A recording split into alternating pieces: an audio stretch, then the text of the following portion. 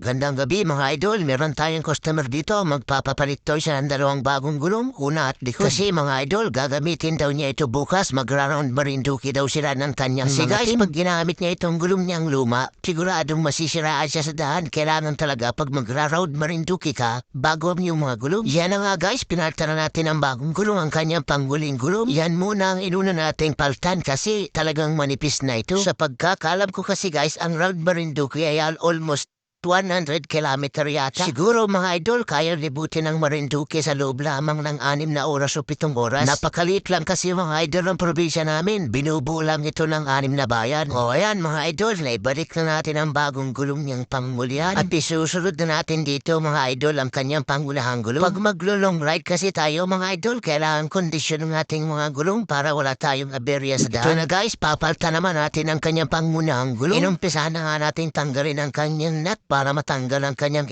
para matanggal ang gulong sa kanyang motor. Inumpisahan na nga nating dupletin o sikwatin ng kanyang gulong para mapaltan ng bago. Medyo malambot ang tanggal nito mga idol kasi luma na siya. Di kagaya ng mga bagong gulong. Pag ito'y tatanggalin natin, medyo matigas itong tanggalin. Lalo na pag ibabalik na siya sa kanyang rim. O ayan na guys, nabalik na natin ang bagong gulong niya sa pangunahan. Ilalagay na lang natin ito sa kanyang motor. Ang kagandahan lang dito mga idol ay merong ilaw ang kanyang gulong kaya hindi tayo masyadong nahirapang magbalik ng gulong. O ayan mga idol, ayos na yan. May magagamit na siyang pang-road Marinduque.